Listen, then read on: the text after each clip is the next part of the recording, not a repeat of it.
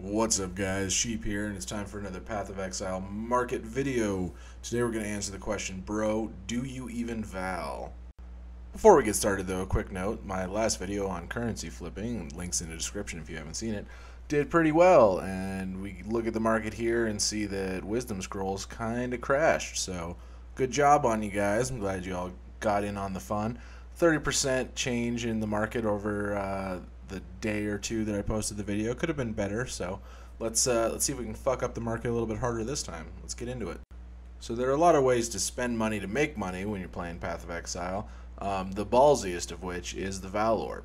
So today I'm going to talk about how to cleverly use Vaal Orbs in order to make yourself some money. Before we do that, we should talk about the things that Vaal Orbs can do. So Vaal Orbs can do one of 5 things depending on what you're actually valing. It can corrupt an item but not change it. It can re-roll the item into a rare version, changing a bunch of the mods on it, which is no bueno. Can change the socket colors to white. It can change the implicit property on it to a Vaal implicit, or certain unique items can change into other uniques. A pretty standard way of making money using Vaal Orbs is to take an item and re-roll the implicits on it. There's a pretty good Ziggity video from a few years back where drill necks were still the hot shit to have, and he was trying to roll +1 arrows on them, and he ended up ripping them both to rares, and he was like, "Oh, good day, Ziggity here. I just messed up these quivers. Down under kangaroos, Vegemite." I don't know, I can't do impressions. But trying to reroll implicits is very RNG dependent. The prices reflect that, but it's super volatile, so I'd rather focus on a more consistent method of making profit with Vaal Orbs, which is rolling white sockets on items. Chris Wilson's best known for leading Grinding Gear games and also haunting my dreams. He's actually stated that there's a 25% chance for a Vaal Orb to turn sockets white, and those aren't bad odds. You may be saying to yourself, "Hey, Sheep, if I want white sockets, I'm just going to go buy a Tabula. They're like 10C, right?" Well, yeah, you're not wrong, but there are also some items out there that benefit from rolling white sockets on them, and there's potentially a way for us to make money on them. Before we get into that, though, we're going to do a little bit of science. So I want to make sure that the 25% number that he quoted to us is actually correct. So I got drunk, went into Standard, and valed all the unique items that I had that had sockets on them. It was around 200, not a great sample size, but you know, if you want me to do more, then give me free shit. Seriously, give me free shit. That handsome devil you see on your screen is none other than me, valing all the items that I've accumulated in Standard over the many years I've been playing this game. I ended up taking 200 even unique items with sockets in them, valing them, and collecting the results to see if we could validate that 25% was the actual chance on rolling white sockets. And yes, ladies, I know what you're thinking. I know you want to know, is that guy single, ready to mingle? The answer is yes. Swing on by twitch.tv/sheepslapper. Say hi. You know what's up. Alright, let's talk results. So out of 200 unique items, I had 45 of those corrupt into the exact same item. Nothing changed about it. 56 of those items changed their implicit modifiers. 55 of those bricked into rares, and 44 added white sockets, at least one. So I'm willing to say that Chris Wilson's probably not lying to us and that it is pretty close to 25%. Sample size of 200 is not really big, so a little bit of variance here isn't surprising. So we're just going to assume 25% is real. So now that we know that 25% is legit, how do we make money on this?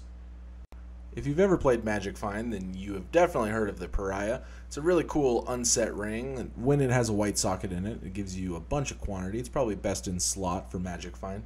But another nice thing about it is even when it's corrupted and doesn't brick into a rare or lose its implicit, which has one socket, then it's still useful. So we're going to take a look at some math behind what we can do with this to make money. Before we get into the numbers, I just want to address a point that people were making in my last video. They'd come to me and be like, "Oh, Sheep, these numbers are wrong. Like, the market doesn't look at that now." Yeah, the market changes. That's what it does. That's part of the game. So these numbers are a couple days old. I just checked the market, and the same principles apply, so shut your mouths. A couple days ago, non-corrupted versions of the PARIAH sold for 1.75 exalts. If they were corrupted based on the socket color, reds would sell for 1 1/3, green for 1/2, blue for not quite 1, and then white for 9 exalts. We can take these numbers, do a little bit more math on them, and figure out how to make money. Before we vow these rings, the first thing we want to do is roll the socket color to whatever is the most profitable on the corrupted version of that. In the example here, that's red, so chrome those until they're red. And then we can use the following formula to figure out what our expected returns are.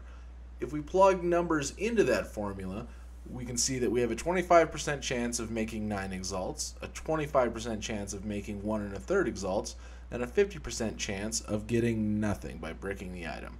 And if we divide that by 1.75, which is what it cost us to buy an uncorrupted PARIAH, we end up with a 47% profit margin. It's worth pointing out that this profit margin is largely based on chance, but if you take the chance over enough rings, you end up making this kind of money. So there's a lot of variability there, but if you have enough starting money, you can go ahead and do this and expect decent returns. If you don't have a lot of currency to invest into this, you're just kind of rolling the dice, and who knows what may or may not happen. Unlike my last video about currency flipping, this is an investment that actually requires a fair amount of currency to get started. When we're spending 2 exalts per ring just at a chance to turn them into big money, you better start with a pretty decent amount of seed cash. With that in mind, if we were to buy 4 PARIAH rings, we have about a 6% chance to rip every single one of them, a 32% chance to get 0 white corrupts, and that was me. Actually, I've been doing this flip for a while, and the last time I bought 4, I ended up ripping 2 and just straight up normal corrupting 2 and didn't make big bucks, so what a loser. You have a 68% chance to get at least 1 white corrupt out of those 4, and you have a 0.4 chance to become ridiculously rich and get all white corrupts on those rings. So the odds are in your favor, but again, it takes a large amount of money to start out doing this kind of flip. So why does this work? The market's very interesting. This is probably my favorite part of discovering these trades, but this works mainly because the PARIAH rings that are not corrupted are way underpriced. A lot of people will look and say, oh, there's a 25% chance to corrupt this into a white socket, so it should probably cost 25% of what a white socket sells for. And that's wrong, because you also make money on corrupted versions that have the right color sockets, because other builds will still use those. So it's just a little bit of market weirdness there. A corollary to that also means that if you were to just find a PARIAH ring and you just got one in a drop, if you don't seriously need money, you should probably roll that to the right color socket and then take your luck with a Vaal Orb, because over time this makes money. So if you're not super hurting for it, don't sell these uncorrupted. That doesn't make sense. Another reason might be that corrupted versions of the PARIAH ring that don't roll white sockets are overvalued. I personally haven't played any builds that actually use that as a core part of the build, but it might be that those prices should be lower. And the third, and another, again, very likely reason this works, is people don't have the kind of money to start rolling these trades and are too risk averse to actually do it. Like I said, this takes a lot of seed currency. It takes some pretty big balls to make these corruptions happen on a large scale and start making money. And so it might just be a matter of people not wanting to risk it and will just take, the 1.75 exalts and be on their way. With all that being said, I have been making this flip myself recently, probably for the last week and a half, and I've noticed a lot of people out there, the same names keep showing up over and over, who seem to come across these white-socketed PARIAHs. And so I know that people are out there making money on this. Sorry if I'm blowing up your spot a little bit.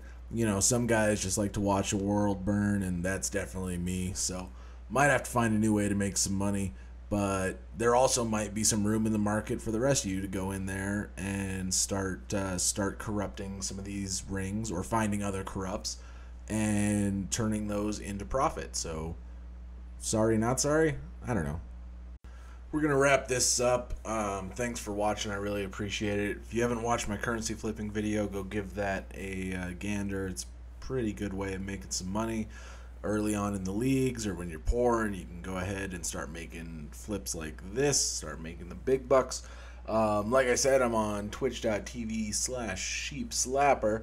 I'm going to be doing some fun stuff on stream here in the near future. I might even stream tonight. I don't know, man. I got a bottle of whiskey sitting over there. It's got my name on it. I think streams might be in my future.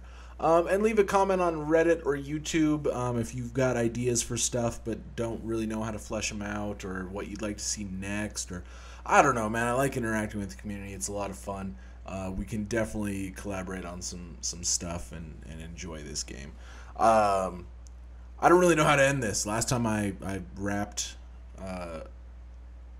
a little bit and got a copyright strike, so that's out.